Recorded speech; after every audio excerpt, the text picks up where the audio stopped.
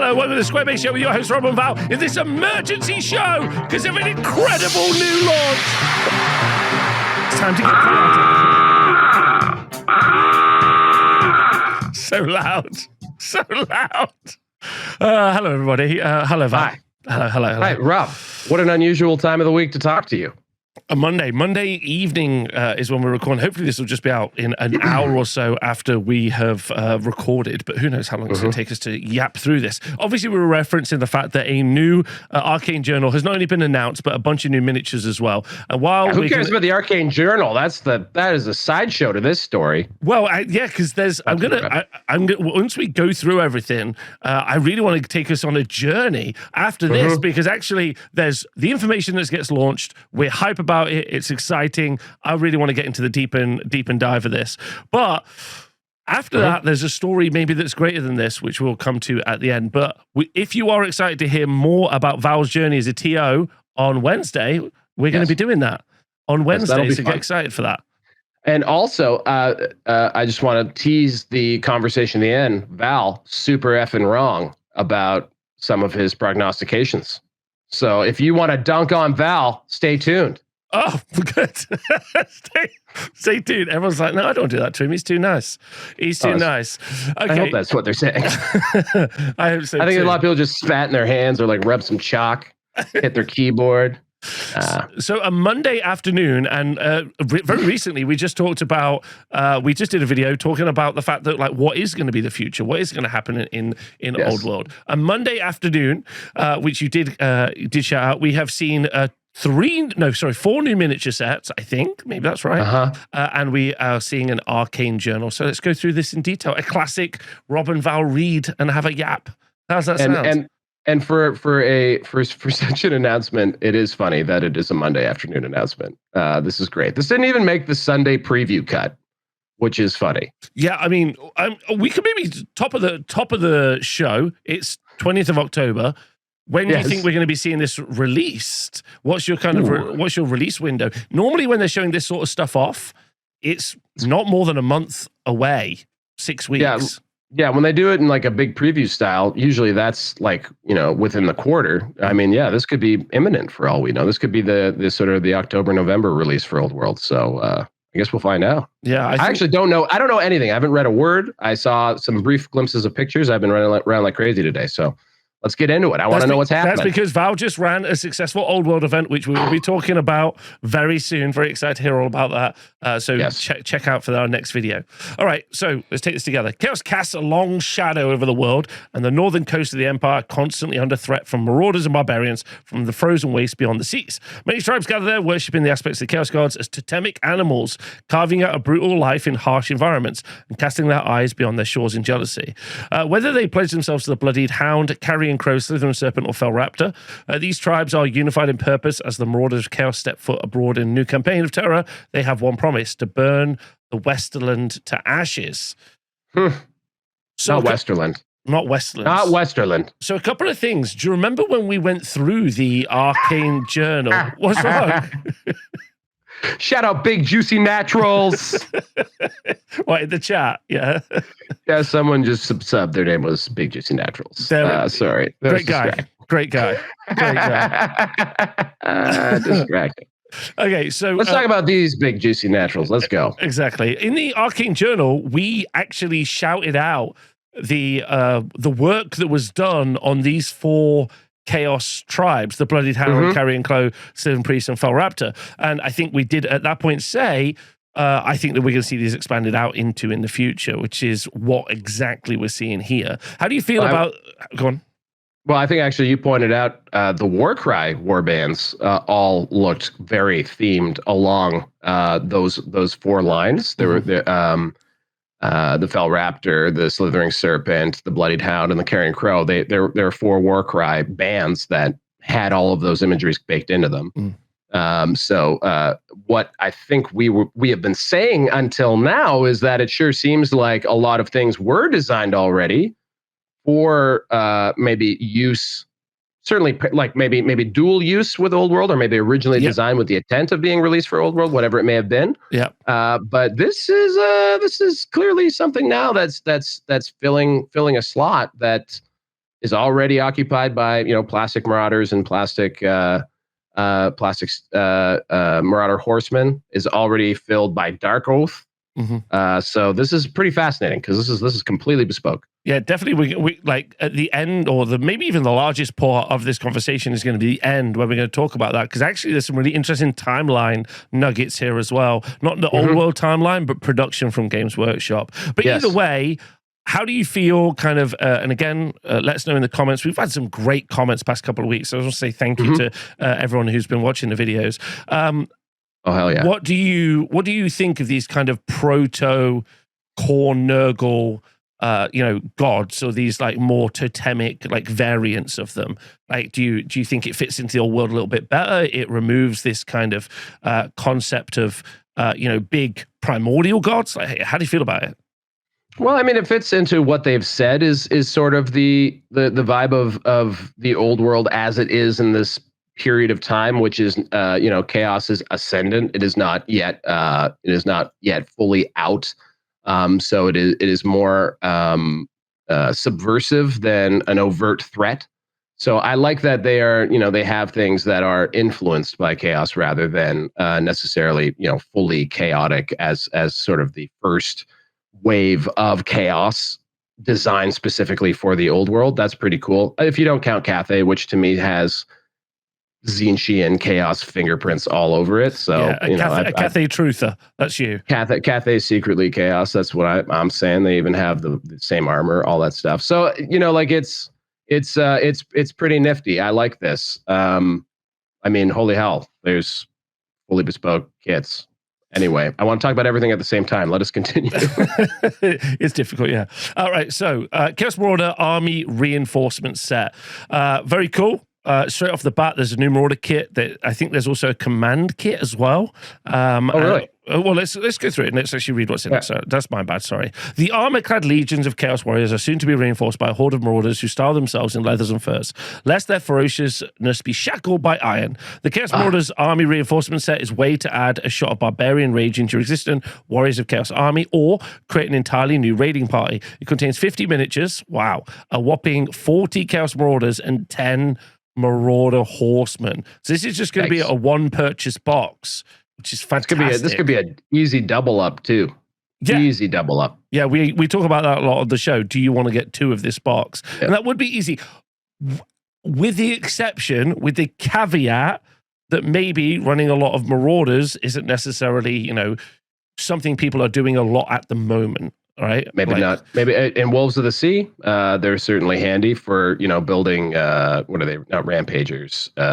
Berserkers. Yeah, berserkers. And different flavors of marauders. And then obviously cheap, fast cavalry still seems to be handy.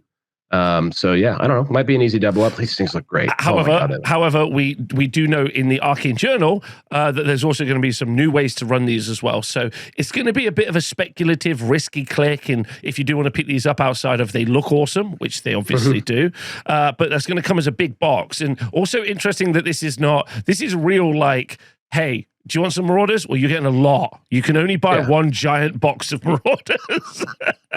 Well, yeah, for the moment, but this is a battalion box for the record. So this is going to be priced the same as the other battalion boxes. This is going to be a whale of a deal. Even if you like Age of Sigmar guy, like this is going to undercut. Like, how many models you get in the Dark Oath box? Yeah, well, actually, I really want to talk about the comparisons to Dark Oath soon, because I think it's super worth doing. All right, life in the Norscan wastes of Norsca is harsh, and it takes people of hardy stock not just to survive, but to thrive. Constant battles rage between the tribes who worship the mercurial chaos gods, and desire to expand the territories often leads them to conflicts that thin their herd further. And then what remains of the resilient, brutal warrior tribes whose leaders are influenced by the dark gods, which in the ears, these peasant masses who live in Bretonia and the Empire may not live in the lap of luxury, but these marauders on their way to ensure what little comfort they may have is stolen away from them. Damn them. So we've got an amazing kit. Let me just fix this up for a moment. There we go. Oh yeah, we're zooming. Yeah, we're zooming in, because I think it's absolutely worth looking at these in some detail, right? So what do you think of the kit? And again, comments below. What do you think of the kit? What do you think? So for first thing, so if we're comparing these guys against the existing Marauder range, these guys actually look like they're dressed for the cold, which is nice. Yeah.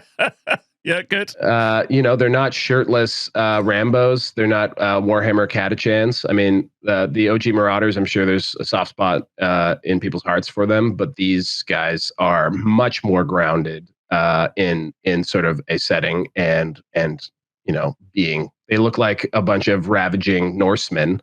Oddly, trigger word, Norska has not been evoked at all. Nope. This strikes me as like a Norskin release, but no, it's being framed as literal marauders. So I think a good point Val raises there, and if you aren't keeping track or haven't deep dived enough, like the region of the Chaos Waste to the north is definitely, there was or is, tribes that aren't necessarily chaos. I mean, they have an 8-pointed star. They do have they worship the different chaos gods, but they aren't necessarily committed to the full-throated power of a chaos god in many ways. They're often tribesmen, and this kind of like totemic bestial style worship is quite interesting and evocative, and is Norscan versus Warriors of Chaos. And there is a difference between the two, right? Even though they share a similarity. Yes, and what is interesting is, like, of the core factions mentioned in the main rule book, there were 3 that were not previously known, or at least previously fleshed out. 3 what? Three additional factions outside of the core 9 that we knew, like the Empire, Wood Elves, High Elves, all those guys. There was Wolves of the Sea is the title, and that was actually describing Norska. There was Cathay, and there's also Kislev. Interesting, isn't it? It definitely. But the fact that these are not specifically termed to be Norscan is interesting. I really look forward to the getting to grips with the book to see how this is framed, because this could have been the core of a Norscan release, and maybe it is. This could be a work on thing. There is definitely a mention of Norscan stuff in the article we're about to cover. Oh, okay. But I agree with you. Like, this is again, the last part of this conversation is really where we're going to start to we're getting ahead. But just taking a look at the models for a moment.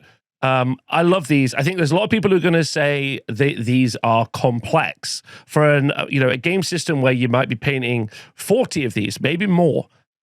These are highly detailed. Each one of these could be a hero mini in any game system.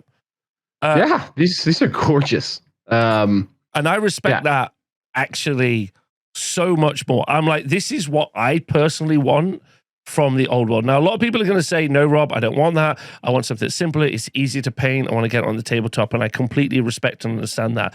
But I do feel like SDS, which is the part of Games Workshop that make Old World, are pitching Old World with their new releases and everything else that they're doing as this is a collector's game. This is a very high-end game. Now, and I know a lot of people like myself are going to really struggle. Like, I can't really see myself painting 40 of these because that's a labor of love. But when people do paint them, they're going to look stunning. So I'm just going to offer a quick counterpoint to that. Yeah. There's nothing that contrast works better on than the types of textures you see before you hear.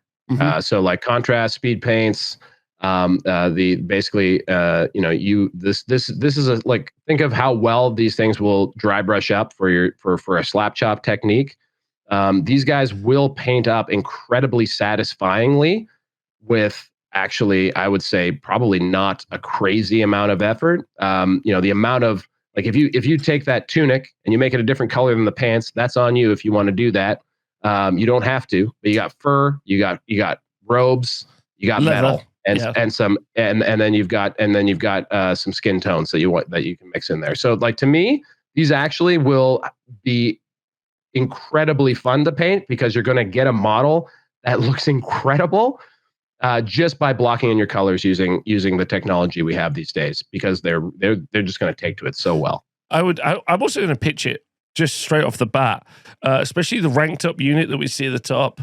I think might be the single most impressive army shot or unit shot we've seen to date in all of Warhammer Fantasy. Like, it's evocative, it's creative, they're so varied. Like, shout out to the painters, shout out to the sculptors as well. Like, both have done a great job. I think we like later on we can definitely compare it, but if we wanted to do a comparison to the Dark Oath that you've seen released from Age of Sigmar, they definitely have that main studio paint style, which is definitely more clean, antiseptic, and even comes off a little cartoonish. These have a very kind of Warhammer. They have a historical look to them. They look like how military painters paint stuff versus how you see from Games Workshop main. And I think that that's adding to the visceral reality of the unit. I got to say that this is super impressive, and we should definitely talk about the impact of a release like this later on. But yeah, any more thoughts about the models before we move on? Yeah. Absolutely. One would be, interestingly, the reaction to the increase in base sizes has not generally been a negative one. But I really want to shout out that if you were feeling like why did we increase base sizes, just look at how much more like movement they have. Even though they are ranked up, these are human scale. I mean, they're really obviously filled out because they're covered in furs and fabrics because they're in the north. But they are really making use of that extra, space on that model to be able to have them move around a little bit. And it still looks like they're not particularly awful for ranking up without them all having their swords lifted in the air. Yeah.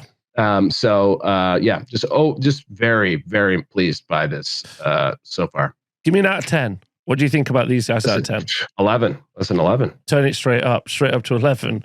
Okay, 11. Cool. There's also, I love the command group as well. I think that's great. I love the skull for the drummer. Great. Yeah. Give me more of that energy. I like that you can paint on. So it's like, or maybe they'll provide some decals actually. Maybe. We're going to find out. Also, I love that it's not just all skulls. We have a skull, but everyone's not just festooned in skulls. That's a nice departure from a classic fantasy trope. Those kits are just gorgeous. I also like the nod. One of the things I really like is the kind of fur over the shoulder, which is such a Warriors of Chaos, like specific, the unit, the Warrior of Chaos, like kind of, this is our thing. Like this is our, like this is us. Big capes, don't they? They have the cape, but the fur top part is such a Warrior of Chaos motif, and it doesn't feel like that they're part of the same. Whereas the naked guys did not feel like they were part of the same crew. Sure. Yeah. I think is certainly frostbitten. Yeah. Okay. Also, by the way, the basing, by the way, too, that sort of scrubland basing. Yeah. Really nice. So this feels like they're not in a lush place. They're in a, they look like they're running across a fjord or something like that. That's great. For sure. Okay, this brand new plastic kit brings his warriors tribe to life in the form of muscular barbarians clad in fabrics, pelts, and chainmail. Every miniature has a choice of 2 heads. Every miniature has a choice of 2 heads, and the shield and hand weapons are interchangeable, so you'll be able to build varied units. While the technical 40 heads.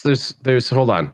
There's probably heads. 10 There's 80 heads. That's crazy. I think it's probably 40. I would imagine there's 2 sprues of heads. So there's probably still a crazy amount of heads, right? It sounds like a lot. Yeah. Yeah. Okay. While the technical chaos doesn't affect the outward appearance, some recognizable helmets and a range of trinkets and embellishments show how they worship Maruna's powers in their own ways. So yeah, the interchangeability of this, I think, will make people really excited. Here you can see units with flails and an absolute ton of them as well. We've seen hand weapons. I don't know if I've seen any great weapons, which I don't think Marauders can take anyway. Am I making that up? No, you're not making that up. Normally, like traditionally, the Marauders would be hand weapons, shield, and then flails. Would be how I know they would operate. Yeah. Okay. Well, maybe there's a guy in the back that's got a 2-handed weapon. So maybe I'm making it up, and maybe they can have 2-handed weapons. Okay. Those are 2-handed.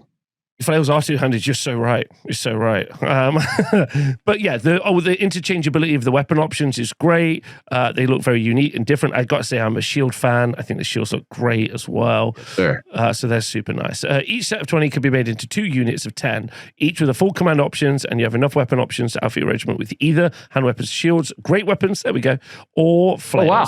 So you can take great weapons as well. So that's going to look great.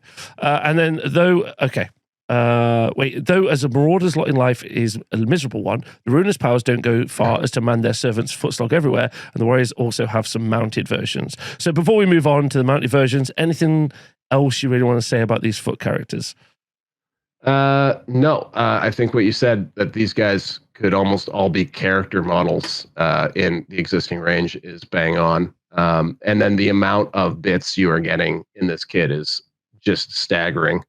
That's crazy. Let's talk about that actually, because we obviously with Cathay we saw the first proper release of stuff that is dedicated in design for Old World. However, this is the first time, well, not the first time because we've seen it with Cathay, but this is a continuation of that theme where we're seeing what units are going to look like when they're coming out of out of SDS in the future. Obviously, everything else has been repackaged or reboxing of stuff that happened in the past. This is stuff designed for the Old World and designed by the Old World team. And I got to say, as an Old World fan, I'm pretty excited about this because this is exactly what I want from my model kits. I want the ability to kit bash. I want the ability to just buy. I don't want to buy one box that's spears and one box that's hand weapons. I want all the bits in one place, right? And I think people are going to be very excited about that, right? Yeah, absolutely. By the way, in the battalion shot, so if that big group photo, if you look at it, the great weapons are there, and there are these big cleavers. They're really cool. Okay. The great weapons look phenomenal. They're fantastic.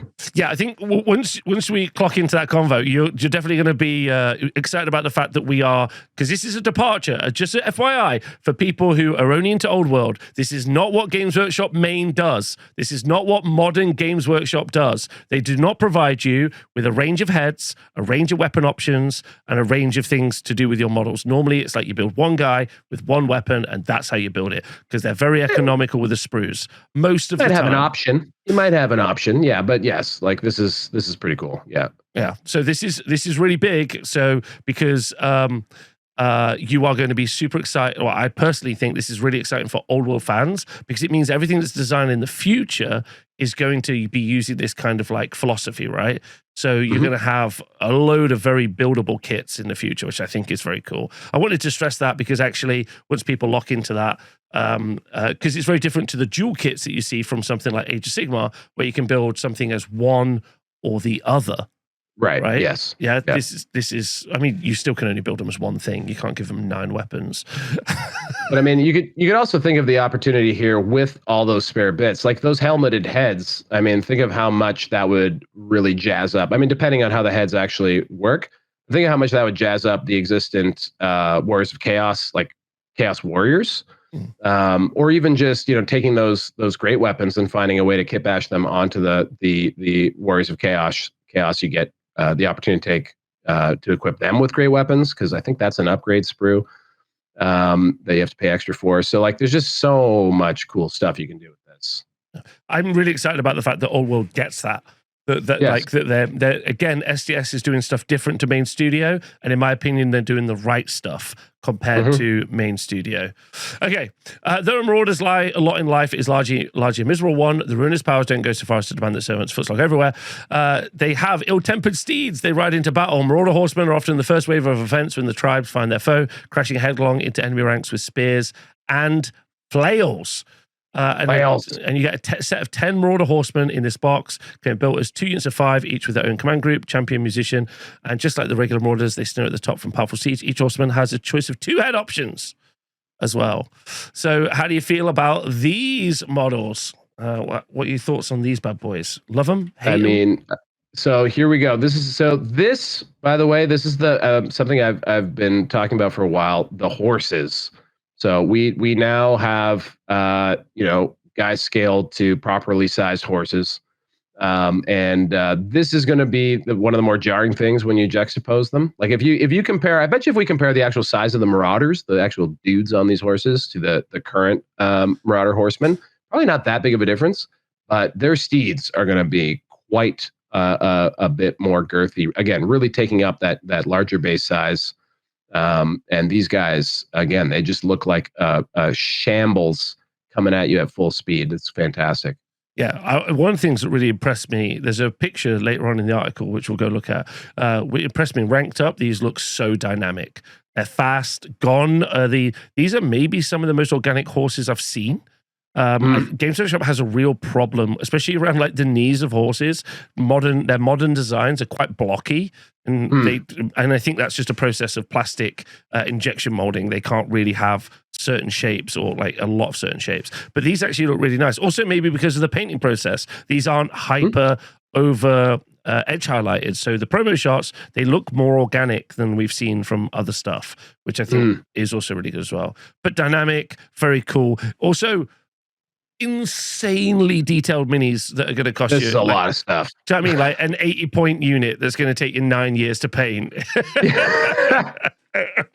So yeah, if you're like, oh Lord, you maybe go snatch up the old box, because they were the old Marauder Horsemen were released. So maybe go snatch up the old box if you don't want to paint them. But I mean, again, the payoff. This one maybe not as much like maybe I don't feel as strongly about how easy these ones are to paint. I think that criticism, there's so many little chains and like heads and lots of skulls jangling on this one, lots of bones, lots of fiddly details existent on this model. Although I wonder how much of those are things you glue on and shoes. I'd be curious. It's true. It's true. I would say that I feel like these are embarrassingly good.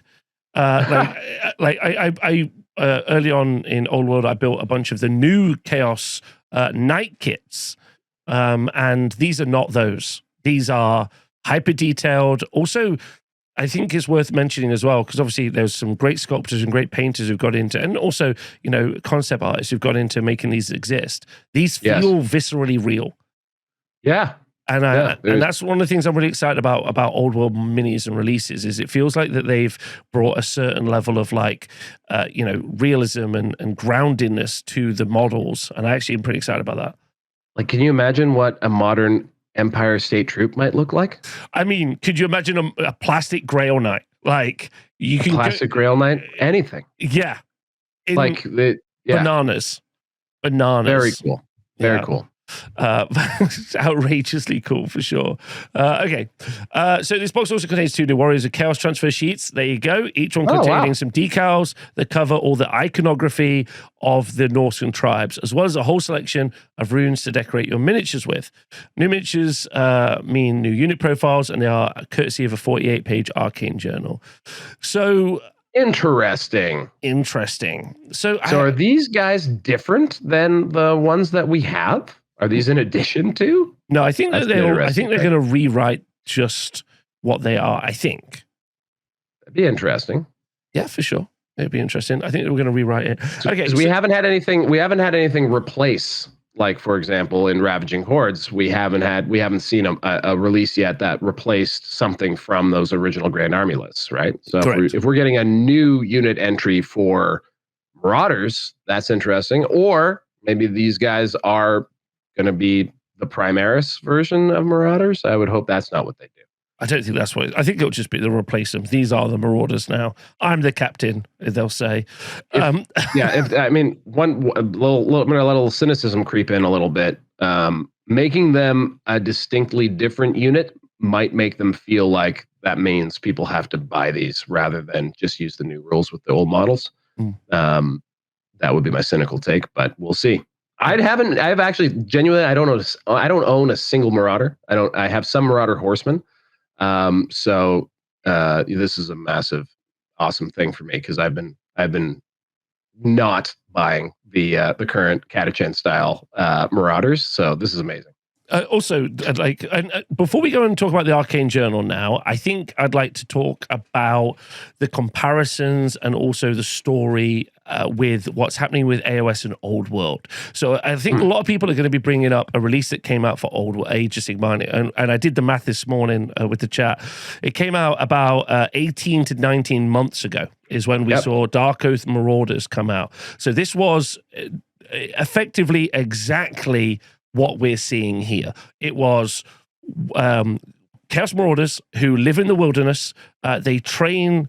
They have like beasts of the wild who they commune with. Can you literally pull up the Dark Oath just as a direct component? So these are what they look like, the Dark Oath Marauders. And here you can see they're pretty similar. Although it's fair to say, humans of like, marauding style wasteland are going to look similar-ish. But these are very much more like the marauders that we know. They're quite scantily clad.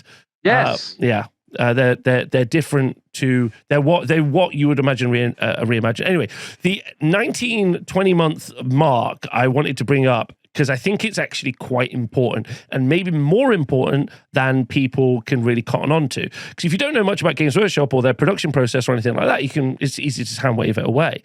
But actually, when the Marauders came out, it was a little bit after the Old World would have launched. But what would have happened is the decision to have Age of Sigmar and Old World not share model pools would have been at a similar period of time. Maybe like 6 months before that period. So let's just say 2 months ago, maybe 2.5 years ago. Right. So 2 years ago, 2.5 years ago. Yeah, we've been like probably a year or two before the release of Old World. I would estimate based on how cobbled together some things are. Yeah. And the reason that becomes important is because it probably means, or in my opinion, it at least alludes to, that what we might see from Old World is the release of stuff that they were meant to be releasing in the like that they got kind of like taken away from them. So dark, because it takes about 2 years for them to build, put together, and figure out what they want to do. So we're on the right kind of time frame. So if you remember, we got those new Gloomspite Gits at the beginning of this year. Well, based on this theory that I'm proposing, then the Gits mob, then maybe we will see those sorts of models released for Old World, but in about a year's time. So kind of January 2027. That's not a year, it's a little bit more than a year, but you get my point. Because that 2-year production cycle that it kind of takes and they want to catch up on would put you in that frame of mind. So immediately this is where I went to. I was like, oh, these are meant to be. They never got to do Dark Oath. Dark Oath was never meant to be. They were clearly meant to be in the Warriors of Chaos book. That's what they were meant to be in. They were effectively referenced. So then they've had to start basically bringing all of those back in. And that makes me want to go back through all of the Arcane Journals and then be like, right, okay, this needs to come out and this needs to come out. And if you've got a list you want to leave in the comments below, please do. But I feel that makes a lot of sense, right? How do you feel about that? So like whenever there's strategic shift to make these two separate model lines happen, I think you're absolutely, you're bang on. Like that would probably have to be a year or two before. So if we're imagining a pipeline, their pipeline was dry. Like, so a lot of whatever they thought they were going to be able to release when Old World launched was dried up. Like, so stuff that they were probably depending on to use in Old World as part of their range. Now they have to scramble to start making and designing those kits specifically for Old World, which means there's going to be a lead time problem. We're now, as Rob pointed out, we're 2 years in. So now we're going to start seeing that pipeline deliver models potentially. And that's where that's something that I wasn't sure we were going to see, because when we reviewed Chaos Dwarves, like everything's back on the table now. Like, for example, with Chaos Dwarves, one of my number one things was I think it's much less likely we see Chaos Dwarves in Old World because they exist as a refreshed line in AOS. But now we're seeing a refreshed AOS unit, completely now designed and imagined specifically for Old World. Very different style, very grounded in the vibe of what Marauders are, which is rampaging Vikings in Old World, as opposed to that sort of what's the Conan Barbarian sword and sorcery style fantasy? Of the original Marauders. Sandals and sorcery. Sandals and sorcery. Thank you. That I think that vibe really fits well with maybe AOS, right? And so now we got two different things, and that's incredibly cool. That means that like literally all bets are off. Literally, we now have like you are free to dream of what could be reimagined, what could be re-released, and that includes stuff that they've already invested a ton of money into on the AOS side to reimagine and refresh. Well, that doesn't now preclude that similar model might get a refresh here. The Warriors themselves someday. Yeah. Yep. No, agreed. I think you've hit the kind of nail on the head there, that we should go back and we should look at all those Arcane Journals, because actually not only does it mean every army may make a return. It also means that, honestly, keeping track of what they might be doing. A lot of people have been like, okay, well, we're going to wait for them to do the next big Kislev, like the next big Cathay, right? It's going to be a Kislev or it's going to be another army. Nope. We're really talking about 2 chaff units in an army, right? That's got us all really excited. But actually, it's more than that, because this is a refresh of everything. Like I would expect, look, what happened recently? We've seen Slayers mentioned in the first Dwarf book. We saw Slayers mentioned in the most recent book. If there's not Slayer sculpts on the way, I'd be very confused. Right? I think that would be really weird. The Nomadic War stuff, that Git stuff that we saw, release it later in the year, I expect to see that. But not only do I expect to see that, maybe we don't have to see that in big codex style releases. We can see those in just little kind of like these 48-page Arcane Journals, and they could just dump them in. And that's really, really exciting, because they don't have to wait till all 11 or 12 kits are ready. They can just be like, here's 3 kits, off you go. And that's really cool. That's really cool. So everything's open now. All the, armies of Renegade Legend armies can return. A bunch of the model ranges that we've had could get big refreshes as well. And we just can't track that now. And that's wild. And imagine too that now those legacy PDF armies might return and skip the whole re-release of the old model step. Yes. You could we could even say that that's potentially an option. So if vampire accounts come back, well, they don't come back with the old stuff. They come back with an entirely newly imagined thing, which again, this was not something I had particularly anticipated. Yeah. And based on this, also, before we get on the Arcane Journal, so I think that is mind-blowing. And also, we could maybe do some sneaky predictions. Like, gets in a year and a bit. We need to go back. At Dark Oath, we had Skaven. Now, that's important. After Dark Oath came Skaven as a launch for Age of Sigmar Force. That was a year and a half ago. So if Skaven were going to be introduced, you'd be looking at, based on that kind of timeline, sometime next year. Now, I'm not saying that's going to happen, but if you were following along that line of reasoning, so maybe. Yeah. It's just and also things like the derpy ass skeletons of Tomb Kings, right? Like, so stuff that they have already released. Like, this is a kit that they released into Old World, boxed as Old World, and is being refreshed, sort of out of the blue.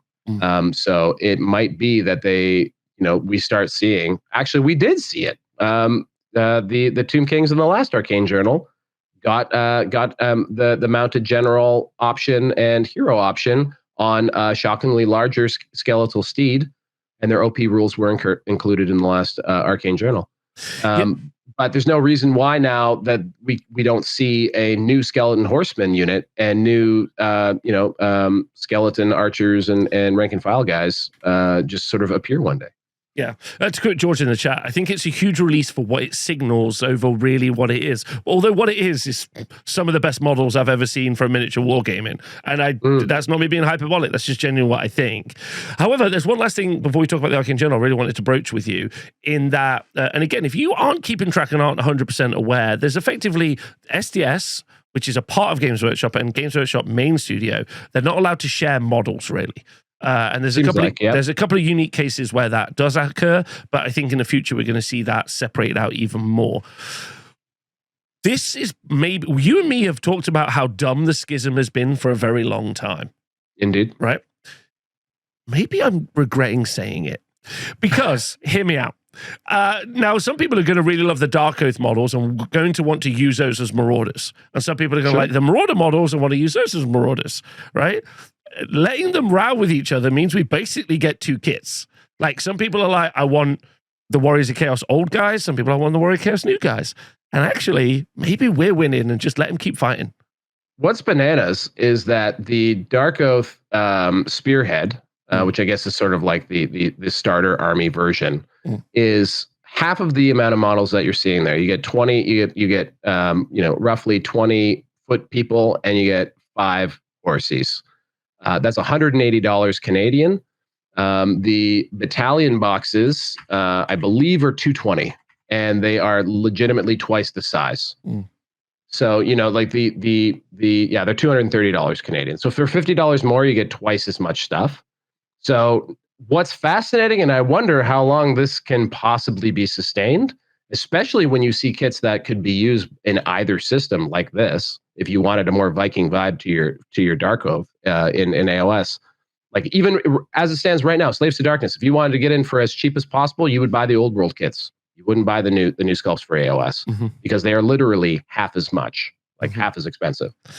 So I wonder how long that pricing can hold up, because this is now as high quality as the newest kits in the Games Workshop lineup, for, you know, not quite half as much, but close to it, which is wild. Another good part. You don't see that in Games Workshop. That's bizarre. You don't. And also another great, I think, kind of reaction from the schism here is that we also get two studios, and now I'm not saying that they might be competing on price, they might be competing on consumer base, but they might also be competing on artistic representation.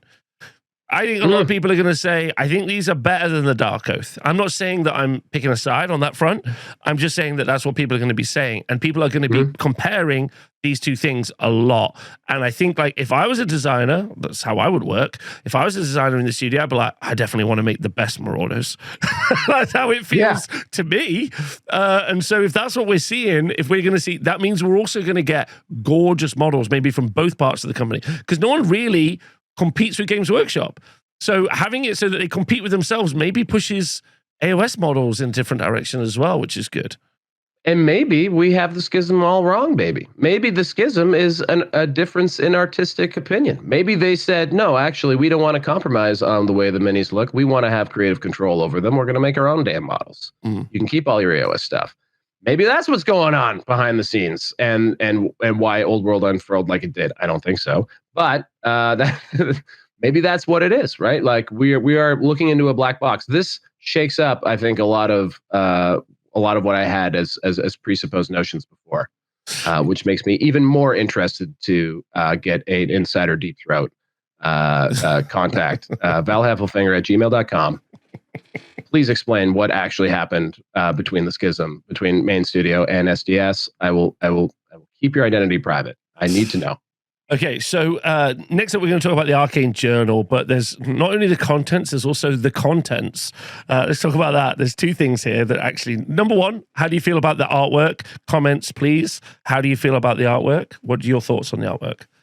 The artwork on like the front of this book? Yes, sir. Well, that's a mean-looking Viking barbarian dude holding a giant cleaver. Can we? Is it possible to zoom in? Can we see any more detail? Can we enhance? I was hoping you would ask that specifically because. Give me a moment. There's some demon dogs. No, there's more than that, sir. There is more than that. Let's get into the nitty gritty. Hold on, let me just zoom this in for everybody. Let's look what's over the Chaos Marauder in this back right hand corner. To me, that's a Chaos Troll. That's what I'm seeing. I'm seeing maybe a dragon ogre there, maybe? I'm seeing a dragon ogre as well. On this side, I'm seeing a chaos. I'm seeing a dragon ogre there. I'm seeing a chaos troll over here. Dare I say a chaos ogre, but I think I'm seeing a chaos troll. Okay? That's what I'm seeing. I'm seeing that. What about them dogs? Yeah, we're seeing some dogs down the bottom here. And if we take a look in the background, sir, does that look like the wing of a dragon? Because that looks like top left-hand corner. That's right, everyone. Pause the video. Zoom. Does that look like the wing of a dragon? And is that, in fact, two-headed? Is that two heads of a dragon? Almost certainly that is a dragon silhouette, sir. You have two. Yeah, that is a two-headed dragon. You can see his arm. I need to be able to draw on the screen, but can you see the two heads? I can see him. There are two heads there. Now, a follow-up to people who have not been paying attention and don't watch the show all the time. Number one, I forgive you. Number two, I don't. Is Mr. Val Heffelfinger was in the early Arcane Journals, or in fact, any of the Arcane Journals. What have we seen in the artwork as a Yeah, hints to things that would be released or coming. Yes. Yeah, we have seen them all the time. We've seen them basically say, "Oh, these are things we're bringing out," and they're just in the artwork here. So I would be personally excited by that picture because I don't think there's anything in that picture that we won't see as a model. That dragon is clear as day once you look at it for 5 minutes. I know. That's awesome. 5 minutes. and let's also be clear that like the Chaos Dragon was written like a model they wanted to sell. Someone's shouting out, maybe it's Galrock. Could be Galrock. That's true. I don't think it's Galrock. Why? I have never understood the Chaos Dragon in Chaos Dragon unit entry in the book.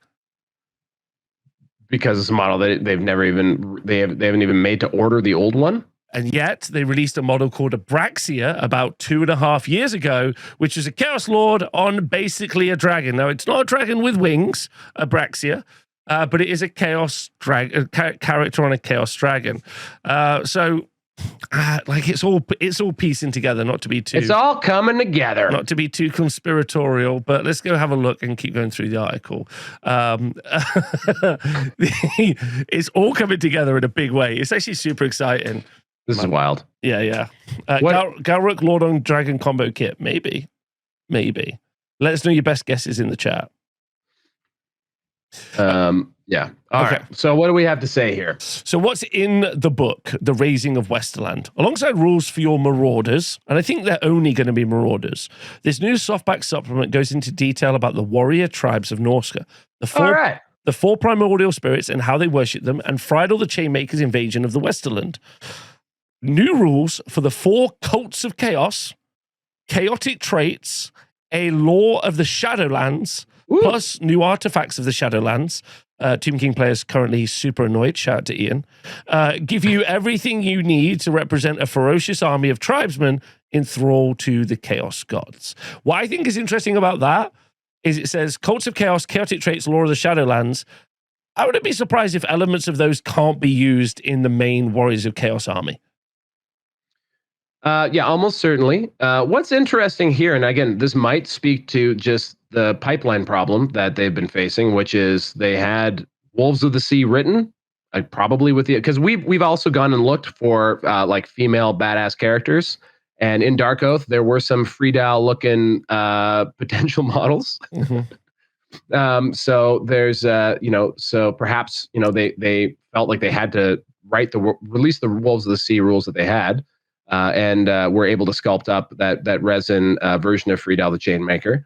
But now they've got the kits that perhaps they wanted to support that with, and here's a new version of Wolves of the Sea, which is fascinating that they would double back to that. But as this is the first incursion of Chaos, feels like not a bad way to reorient things and to double back and rewrite for. Also, unlike the Warriors of Chaos Arcane Journal, at least this one doesn't promise Warriors of Chaos. Yes. Yeah. I think what is also interesting is that maybe some of the Arcane Journals in the past we've judged maybe too harshly because they were semi-written, close to done, and then the model kits that they thought that they were going to be able to use for those were no longer available to them. Maybe it's been a lot of treading water and trying to make stuff out, which means like there's stuff like Host of Towers Wood Elf stuff that might be coming out in plastic. There's an option there. We might see Nuln stuff. New Outriders, as an example, I feel like they've written a lot about Outriders, and I feel like if there's not a plastic kit of them coming soon, I'll lose my mind. I'm like, so I shouldn't paint the 30 Outriders that I've been half-assedly assembling for the past 6 months. I mean, you can paint them. Okay, some of this stuff I got really excited about. I'm excited about a new spell lore, new artifacts as well. Obviously, chaotic traits. I think it's going to be good. Before we go any further, because there's another section I want to talk about as well. Before we go any further, there's also one thing that they haven't said here, which has been a long-standing rumor, at least around the Nottingham ecosystem, of a plastic Chaos Mammoth. I've been not saying that this whole time. I've been not saying that this whole time. And so if that is a thing, that would be on the front cover if it was a thing. One might suspect we'd have seen some sort of an indication of it, or maybe one of the shadows in the background might hint at it. What do we think about what that plastic mammoth might actually be? I don't know. Maybe it's going to come out in the future. Maybe it'll come out in another book. I mean, hey, let's just like devil's advocate for a minute. I think there's going to be some people who are like, I don't think releasing 2 model kits and a book is a lot. You know, I think some people will be like, that's like, if I have to, every time I want to get like a Chaos Mammoth, I need a 48-page book. Personally, I love the old world, so you can't give me enough content. Like, as long as it's not copy and pasted, and maybe if it's a little less supply, like lines orientated as the Cetra's Fury book. Was it that one? No, the one before. But you can't give me enough content, so you can keep releasing little sets of models with one of these books every couple of months. Like I said, every month is fine with me, but I know some people say that's too much. Even if it was every 2 months, that's six books, 6 significant model releases. Rapidly, you will pass, the entire output of editions of Warhammer Fantasy Battles within a year. That's pretty wild if you're a fan of this. If you're a fan of this setting and this game, the amount of what this indicates is, we've been talking a lot about Dogs of War. And I know that you've mentioned that maybe they would get a new Dogs of War kit, and that's why we didn't see Dogs of War in the Royal Crown release in the War of Cetra's Aggression, Fury, Madness. And maybe that's because again, pipeline constraints. They were like, no, we're gonna do it right. We're gonna just release this because we have a release window we got to fill, and so we got a filler thing. And maybe now we're into killer, not filler. It's true. And there may also be, the point is, Chaos War Mammoth, someone's suggesting, a generic Marauder Lord as well, maybe as a kit. There might be more to this, still wait to come out. We don't know. Maybe there'll be more. We'll have to find out. It would be odd not to bring it all up in this one post, but it was a random Monday. Maybe they were bored. Who can tell? It is a random Monday, that's for sure. And then finally...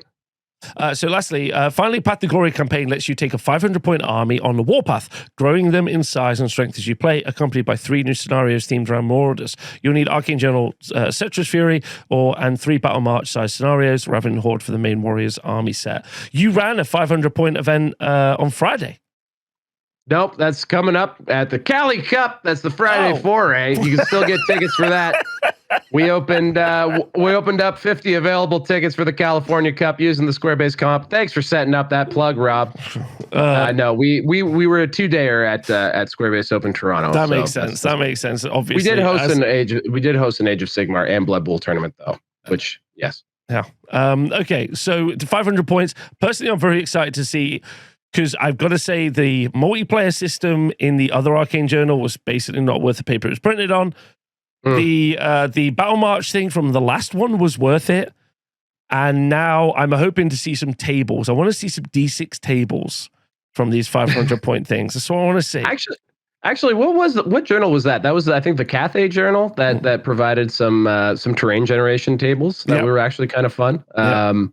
It is interesting. I do wonder what will happen to a lot of this content, because it is a lot like the old Citadel Journal model of release, where sort of over time they sort of develop things or explore different ideas and sections. And I wonder if maybe if it's whether it's a new edition or what have you, we ever see a lot of this stuff get anthologized and maybe polished up a little bit. But it's going to be three linked scenarios that maybe build you up from 500, 750, maybe then jump to 1,000 or 2,000 or something like that. That's fine. It's pretty cool, and also thematically pretty dope. To have the small warband aesthetic, and maybe a group of frightened villagers trying to fend off these guys coming to attack them. I agree. And I'm very excited to find out Friedel and that kind of war, because the setting, I do like this ongoing story told through these Arcane Journals, because now if Friedel is doing that invasion, we know Cathay is now in Empire, ready to fight. There's going to be some tussles, which is fun. I want to do a special shout out to the photographer and the army composition. I used to literally work at Games Workshop filming models as one of the things that I did, and actually it's quite hard. This I have to say feels like one of the number one army shots I've seen. Like the smoke's great. I love the buildings in the background, all burnt and ravaged. That's obviously photoshopped in as example, maybe some lights and stuff. But this single the burning's photoshopped in, but it looks like they hobbied up some charred buildings for this shot, which is pretty cool. I mean, all of the shots go pretty hard. I personally think this one is amazing. If you go back, go up and look at is it the battalion box shot? We've got some little houses in the background. I did not notice those guys. Can we enhance? We can enhance. Give me a moment. There you go. You can see. Let me just move over a bit. Is that hobby or is that a model kit hiding in plain view? Let us know in the comments. Are those kit bashes? Pretty good, to be honest. What is it? So are those kit bash from bits? Because usually when they build stuff, it's out of other Warhammer things they can get their hands on. Those doors look a little small. I wonder if those are taken from Lord of the Rings. Those Chaos Stars are from other sets. I do think the Chaos Stars are from other sets, and I think it could be taken from Lord of the Rings as well. But the fact that they took the time to hobby and kit bash them, for that shot, I think is pretty amazing, and is absolutely worth talking about as well. Okay. So this has been, I would say, not only the actual release itself is super exciting, obviously new Arcane Journal, new stuff, new ways to play Warrior of Chaos, which are the most played faction in Old World.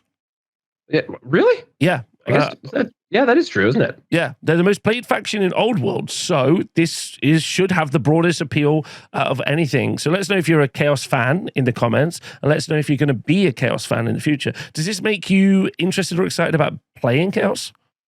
Makes me interested in rounding out my Warriors of Chaos collection, which is deep. It is deep, but it lacks, like I said before, all of the Marauder stuff I do not have.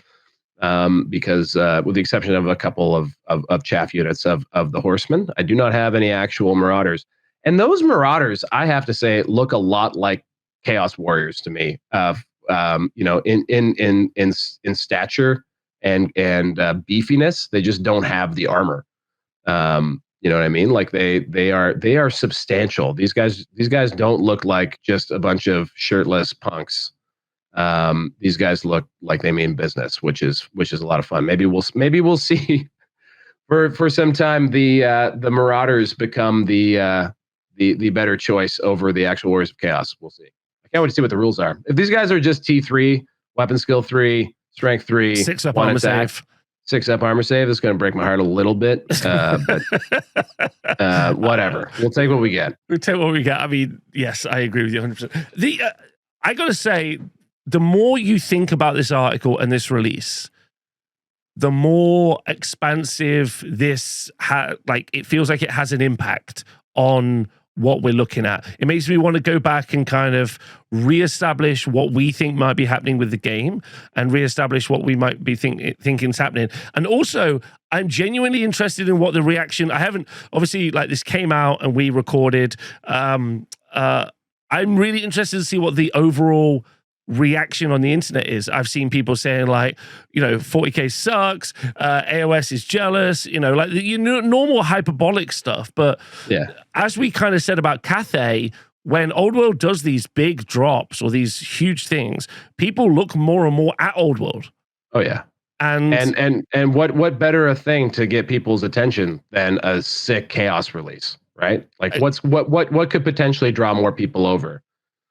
Because the slaves, because again, if you want to make an army with new models, the slaves to darkness stuff, it's twice as expensive, but you need half as much anyway. So you could probably get away with 20 Warriors of Chaos and 5 or 10 Chaos Knights. So if you do want that bigger scale and that other stuff and that style, now you have Marauders to support that. You can start putting together a Chaos themed list that looks like it's grounded in this century, which is nice. I think that's really good. Thrilled. And as far as looking back and reviewing, I know I went off the handle about the Gitz Mob release, which had the new chariots, which had even a new Doom Diver. It had a model that I think was clearly originally designed to be Kicknick. Yeah, Kicknick's the only model right now of the special characters that I think has not been released, which is kind of conspicuous as well. And in the Arcane Journal, you have the Nomadic Wa, which is a wolf rider and chariots based army, and you had troll hordes and trolls through the Troggoths in AOS, very well supported range. All my trolls are AOS trolls. So now, what does that mean? Does that mean that potentially you're right? Maybe we do see orcs and goblins get sort of a new release of their wolf riders refresh because they need it. The existing wolf riders are as derpy as anything. Maybe we do see new chariots. Maybe or maybe we see the hobgoblin Khanate that is referenced on a lot of the maps up to be a foe for Cathay. So much cool stuff that's suddenly possible, and there's almost more things than they could maybe ever get to, and that's crazy. This made me more excited than I thought possible, because it was so unexpected, it was so welcome, and also it really again grounds the old world in being this viscerally narrative setting to do fantasy battles. And actually, that's what I want from this hobby. For me, like, that's exactly what I want. I would like to decide which part of the Chaos Waste they're from. I'd love to do the banners. I'd love to do that. And they've given me the opportunity to do that. And we're going to see that more and more. I was worried we're just going to get old models forever and a couple of character kits. I did not know that we would be going. I thought, well, maybe, every 6 months to a year, like not every couple of years, we maybe get like a big like splash. But if they keep just dropping kits like this for the next year or so, I think we're going to get a lot more people jumping into the old world. So to be explicit about what I was wrong about, I think when we first discovered that they weren't sharing models, my hypothesis at that point was that you would only ever see like net new units get new kits, or like net new factions get new kits. And we've seen that chipped away at a little bit with a few of the plastic kits that have come out, but for the most part, they have been entirely new units. And I did not think that we would see a refresh of an existing model kit this soon. And also, again, this is wild. Like, today you're paying whatever you're paying for that box of 40 Marauders. Again, if you love them, I'm not going to shame you for liking the sandals and sorcery style guys. But in a couple of weeks or maybe a month, you're going to spend the same amount of money and get those guys instead. And that's crazy. That's crazy value, guys. That's how you get people interested in the game. Because if people are looking at the shelves and they look at one box and they before it was a question of, well, do I want the derpy nipple guys, or do I want the Dark Oath, who are at least like more dynamically posed and look cooler? I'll go with the cooler one, less to paint anyway. But now you're gonna get twice the models and an aesthetic choice that is really strong. They're Vikings, for God's sake. Yeah. And I think someone's bringing up in the chat, it would have been nice to have got some communication about what we are going to see updated.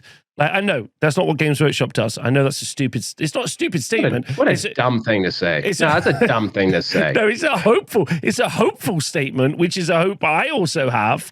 Like, it would be amazing to have them like communicate, especially for people who just picked up some Dark Oath or whatever it might be. But I mean, I think they're just letting the models speak for themselves, and they're winning on that front. What's interesting too is that this is a toss-away release on a Monday. This probably still is a filler book. We don't know what the future holds at all. They've made no significant, they haven't really had a big reveal show, since the head of marketing changed. Yeah, so we don't know what's in store. They haven't tipped their hand at all. So perhaps they're just dumping this out on a Monday because it's in the pipe and they got to. And they thought that what they have in store is actually a bigger story. I mean, that's maybe adding a little hype that's unnecessary, but perhaps what we're going to see in that next preview window maybe is a lot more significant than even this. I think missing the hype here is the biggest mistake. I mean, it's really difficult to just say, I want to just pay attention to the models. I just want to pay attention to the models. But you are missing a lot of what's happening underneath, the kind of nitty gritty, the exciting, like behind the scenes conversation about these creatives who are developing stuff. Because actually, we might be about to eat. I thought we would be going into 2026 a bit like, I'm not really sure what they're going to do. And this has now made me go, Oh my God, I'm excited for next year. It could be anything. It could even be a boat. Yeah, it could be a boat. It needs to be 2 boats so you and me, sir, can battle. Otherwise, I refuse to take part. Okay, so I think that's it for today. I hope you all enjoyed this. Let us know in the comments below. Val, any shout-outs before we go? Shout out to the Square-Based Open Toronto next week. No, it was this last weekend. It was a lot of fun. It was fantastic. And yeah, if you're in California, they opened up 50 tickets for the Cali Cup. 50 tickets total. I think we've sold over 30. So there's room if you want to come out and play. We're going to be using the Square-Based comp. It's going to be sweet. That's in about a month's time. I think almost exactly a month from now. That would be my major shout out. And shout out to SDS for defying my expectations and just dropping some higher out of nowhere. That's great. What a great surprise. Yeah, I just want to shout out TSN events. If you've not been to the TSN events here in Nottingham, I have put the next 6 months worth of events on tsnarena.com. So first 6 months of 2026. So if you want to, organize a trip. I've tried to put them out as far as I think is humanly possible. So if you want to organize a trip, you want to get a bunch of friends together. I had some good stats I ran 19 events this year with an attendance of about 45% over the course. So not bad, but obviously I would like to make that be 200%. That's science, right? That's how it works. That's very Trumpian math. I think you can get to 100%. Yeah. So, if you would like to join us here at the TSN Arena, I promise you, I hope it's going to be the best old world event you can get to. So you should join us. Anyway, that's it. Thanks everyone on the Square-Based Patreon for supporting us. You're all the best. We'll see you soon. Look after yourselves and bye.